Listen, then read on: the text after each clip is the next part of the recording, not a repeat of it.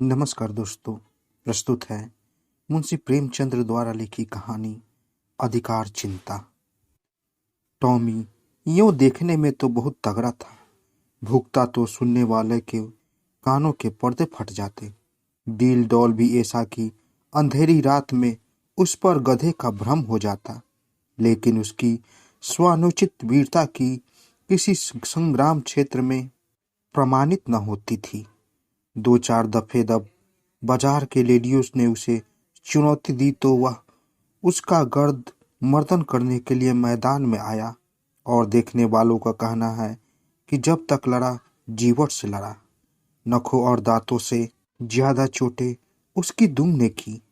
निश्चित रूप से नहीं कहा जा सकता कि मैदान किसके हाथ रहा, किंतु जब उस दल को कुमक मांगनी पड़ी तो रण शास्त्र के नियमों के अनुसार विजय का श्रेय टॉमी को ही देना उचित न्यायकूल जान पड़ता था। टॉमी ने उस अवसर पर कौशल से काम लिया और दांत निकाल दिए जो संधि की याचना थी, किंतु तब से उसने ऐसी सन्नति विहीन प्रतिद्वंदियों के मुंह लगना उचित न समझा। इतना शांति प्रिय होने पर भी टॉमी के शत्रुओं की संख्या दिनों दिन बढ़ती जाती थी। उसके बराबर वाले उससे इसलिए जलते थे कि वह इतना मोटा ताजा होकर इतना भीरू क्यों है। बाजारी दल इसलिए जलता था कि टॉमी के मारे घूरों पर की हड्डियां भी न बचने पाती थी। वह घड़ी रात रहे उड़ता हॉल हलवाइयों की दुकानों के सामने के दोनों और पत्तल कसाइयों के सामने की हड्डियां और छीछरे चबा डालता था। अतः वह इतने शत्रुओं के बीच में रहकर टॉमी का जीवन संकटमय होता जाता था। महीनों बीत जाते और पेट भर भोजन न मिलता। दो तीन बार उसे मनमाने भोजन करने की ऐसी प्रबल उत्कंठा हुई कि उसने संदिग्ध साधनों द्वारा उसको पूरा करने की चेष्टा की, पर जब परिणाम आशा के प्रतिकूल हुआ और स्वादिष्ट पदार्थों के बदले अरुचिकर दुर्ग्राह वस्तुएं भरपेट खाने को मिली, जिससे पेट के बदले कई दिन तक पीठ में विषम वेदना होती रही, तो उसने विवश होकर फिर सब मार्ग का आश्रय लिया। पर डंडों से पेट चाहे भर गया हो, वह उत्कंठा शांत न हुई। वह ऐसी जगह जगह जाना चाहता था जहां खूब शिकार मिले। खरगोश, हिरन, भेड़ों के बच्चे मैदानों में विचर कर रहे हो और उसका कोई मालिक न हो। जहां किसी प्रतिद्वंदी की गंध तक न हो। आराम करने को सघन वृक्षों की छाया हो। पीने को नदी का पवित्र जल।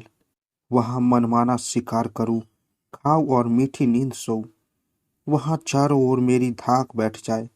सब पर ऐसा रोब छाए कि मुझको अपना राजा समझे लगे और धीरे धीरे मेरा ऐसा सिक्का बैठ जाए कि किसी द्वेषी को वहां पैर रखने का साहस ही न हो। संयोगवश एक दिन वह उन्हीं कल्पनाओं के सुख स्वप्न देखता हुआ सिर झुकाए सड़क छोड़ कर गलियों से चला जा रहा था कि सहसा एक सज्जन से उसकी मुठभेड़ हो गई।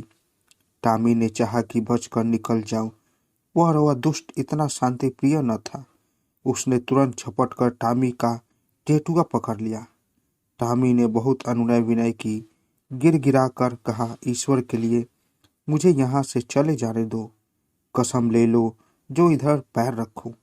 मेरी सम्मत आई थी कि तुम्हारे अधिकार क्षेत्र में चला आया, पर उस मदांत और निर्दयी प्राणी ने जरा भी रियायत न की। अंत में हार कर टॉमी ने गर्दन भर स्वर में फरियाद करनी शुरू की। यह कोलाहल सुनकर मोहल्ले के दो चार नेता लोग एकत्र हो गए, पर उन्होंने भी दीन पर दया करने के बदले उल्टे उसी पर दंड प्रहार करना शुरू कर दिया। इस अन्यायपूर्ण व्यवहार ने टॉमी का दिल तोड़ दिया। वह जान छुड़ा कर भागा। उन अत्याचारी पशुओं ने बहुत दूर तक उसका पीछा किया, यहाँ तक कि मार्ग में एक नदी पड़ गई और टॉमी ने उसमें कूदकर अपनी जान बचाई। कहते हैं एक दिन सबके दिन फिरते हैं। टॉमी के दिन भी नदी में कूदते ही फिर गए। कूदा था जान बचाने के लिए, लेकिन हाथ लग गए मोती। तैरता हुआ उस पार पहुंचा तो वहां उसकी चिर संचित अभिलाषाएं मूर्तिभूत हो रही थी। यह एक विस्तृत मैदान था जहां तक निगाह जाती थी हरियाली की छटा दिखाई देती थी। कहीं नालों का मधुर कलरव था, कहीं झरनों का मंद गान, कहीं वृक्षों के सुखद पुंज थे, कहीं रेत के सपाट मैदान। बड़ा सुरमय मनोहर दृश्य था। यहाँ बड़े तेज नखों वाले पशु थे जिनकी सूरत देखकर टॉमी का कलेजा दहल उठता था, पर उन्होंने टॉमी की कुछ परवाह न की। वे आपस में नित्य लड़ा करते थे, नित्य खून की नदी बहा करती थी। टॉमी ने देखा, यह इन भयंकर जंतुओं से पेश न पा सकूंगा। उसने कौशल से काम लेना शुरू किया। जब दो लड़ने वाले पशुओं में एक घायल और मुर्दा होकर गिर पड़ता तो टॉमी लपक कर मांस का कोई टुकड़ा ले भागता और एकांत में बैठकर खाता। विजय पशु विजय के उन्माद में उसे तुच्छ समझकर कुछ न बोलता। अब क्या था, टॉमी के पौ बारह हो गए। सदा दिवाली रहने लगी। न गुड़ की कमी था न गेहूं की। नित्य नए पदार्थ उड़ाता और वृक्षों के नीचे आनंद से सोता। उसने ऐसे सुख स्वर्ग की कल्पना भी न की थी। वह मरकर नहीं जीते जी स्वर्ग पा गया। थोड़े ही दिनों में पौष्टिक पदार्थों के सेवन से टॉमी की चेष्टा ही कुछ और हो गई। उसका शरीर तेजस्वी और सुगठित हो गया। अब वह छोटे मोटे जीवों पर स्वयं हाथ साफ करने लगा। जंगल के जंतु अब चौंके और उसे वहां से भगा देने का यत्न करने लगे। टॉमी ने एक नई चाल चली। वह कभी किसी पशु से कहता, तुम्हारा फला शत्रु तुम्हें मार डालने की तैयारी कर रहा है। किसी से कहता, फला तुमको गाली देता था। जंगल के जंतु उसके चकमे में आकर आपस में लड़ जाते और टॉमी की चांदी हो जाती।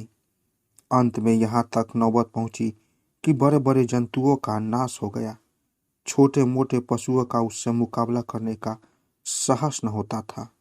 उसकी उन्नति और शक्ति देखकर उन्हें ऐसा प्रतीत होने लगा मानो यह विचित्र जीव आकाश से हमारे ऊपर शासन करने के लिए भेजा गया है। टॉमी भी अब अपनी शिकारबाजी के जौहर दिखाकर उनकी इस भ्रांति को पुष्ट किया करता था। बड़े गर्व से कहता, परमात्मा ने मुझे तुम्हारे ऊपर राज्य करने के लिए भेजा है। यह ईश्वर की इच्छा है। तुम आराम से अपने घर में पड़े रहो। मैं तुमसे कुछ न बोलूंगा। केवल तुम्हारी सेवा करने के पुरस्कार स्वरूप तुमसे एकाध का शिकार कर लिया करूंगा। आखिर मेरे भी तो पेट है। बिना आहार के कैसे जीवित रहूंगा और कैसे तुम्हारी रक्षा करूंगा। वह अब बड़ी शान से जंगल में चारों ओर गौरवित दृष्टि से ताकता हुआ विचरा करता। टॉमी को अब कोई चिंता थी तो यह कि इस देश में मेरा कोई मुद्दत न उठ खड़ा हो। वह सजग और सशक्त रहने लगा। ज्यों ज्यों दिन गुजरते और सुख भोग का चस्का बढ़ता जाता, त्यों त्यों उसकी चिंता भी बढ़ती जाती। बस अब बधुआ रात को चौक पड़ता और किसी अज्ञात शत्रु के पीछे दौड़ता। अक्सर अंधा कुकुर बात से भूखे वाली लोकुक्त को चरितार्थ करता। वन के पशुओं से कहता, ईश्वर न करे कि तुम किसी दूसरे शासक के पंजे में फंस जाओ। वह तुम्हें पीस डालेगा। मैं तुम्हारा हितैषी हूँ, सदैव तुम्हारी शुभकामना में मग्न रहता हूँ। किसी दूसरे से यह आशा मत रखो। पशु एक स्वर में कहते, जब तक हम जिएंगे आप ही के अधीन रहेंगे। आखिरकार यह हुआ कि टॉमी को क्षण भर भी शांति से बैठना दुर्लभ हो गया। वह दिन रात भर नदी के किनारे इधर से उधर चक्कर लगाता करता। दौड़ते दौड़ते हांफने लगता, बेदम हो जाता, मगर चित्त को शांति न मिलती। कहीं कोई शत्रु न घुस आए। लेकिन कवार का महीना आया तो टॉमी का चित्त एक बार फिर अपने पुराने सहचरी से मिलने के लिए लालायित होने लगा। वह अपने मन को किसी भांति रोक न सका। वह दिन याद आया जब वो दो चार मित्रों के साथ किसी प्रेमिका के पीछे गली गली और कूचे कूचे में चक्कर लगाता था। 2-4 दिन तो उसने सब्र किया, पर अंत में आवेग इतना प्रबल हुआ कि वह तकदीर ठोक कर खड़ा हुआ। उसे अब अपने तेज और बल पर अभिमान भी था। 2-4 को तो वही मजा चखा सकता था। किंतु नदी के इस आर आते ही उसका आत्मविश्वास प्रातःकाल के तम के समान फटने लगा। उसकी चाल मंद पड़ गई। आप ही आप सिर झुक गया, दुम सिकरी गई। मगर एक प्रेमिका को आते देखकर वह विहल हो उठा, उसके पीछे हो लिया। प्रेमिका को उसकी वह कुचेष्टा अप्रिय लगी। उसने तीव्र स्वर से उसकी अवहेलना की। उसकी आवाज़ सुनते ही उसके कई प्रेमी आ पहुँचे और टॉमी को वहां देखते ही जमे से बाहर हो गए। टॉमी सिटपिटा गया। अभी निश्चय न कर सका था कि क्या करूं कि चारों ओर से उस पर दांतों और नखों की वर्षा होने लगी। भागते भी न बन पड़ा, देह लहूलुहान हो गया। भागा भी तो शैतानों का एक दल पीछे था। उस दिन से उसके दिल में शंका सी समा गई। हर घड़ी यह भय लगा रहता था कि आक्रमणकारियों का दल मेरे सुख और शांति में बाधा डालने के लिए, मेरे स्वर्ग को विध्वंस करने के लिए आ रहा है। यह शंका पहले भी कम न थी, अब और भी बढ़ गई। एक दिन उसका चित्त भय से इतना व्याकुल हुआ कि उसे जान पड़ा शत्रु दल आ पहुंचा। वह बड़े वेग से नदी के किनारे आया और इधर से उधर दौड़ने लगा। दिन बीत गया, रात बीत गई, पर उसने विश्राम न किया। दूसरा दिन आया और गया। टॉमी निराहार निर्जल नदी के किनारे चक्कर लगाता रहा। इस तरह 5 दिन बीत गए। टॉमी के पैर लड़खड़ाने लगे, आंखों तले अंधेरा छाने लगा। सुधा से व्याकुल होकर गिर पड़ता, पर वह शंका किसी भांति शांत न हुई। अंत में 7वें दिन अभागा टॉमी अधिकार चिंता से ग्रस्त, जर्जर और शिथिल होकर परलोक सिधारा। वन का कोई पशु उसके निकट न गया, किसी ने उसकी चर्चा तक न की, उसकी लाश पर आंसू तक न बहाए। कई दिनों तक उस पर गिद्ध और कौवे मंडराते रहे। अंत में अस्थि पंजरों के सिवा और कुछ न रह गया। तो दोस्तों, कैसी लगी कहानी? अगर आप लोगों को कहानी अच्छी लगी हो तो मेरे चैनल को ज़रूर सब्सक्राइब करें और साथ साथ बेल आइकन को भी ज़रूर दबाएं, ताकि मेरी कहानी सबसे पहले आप तक पहुंचे। तो दोस्तों, मिलते हैं एक नई कहानी के साथ एक नए वीडियो में। तब तक के लिए नमस्कार।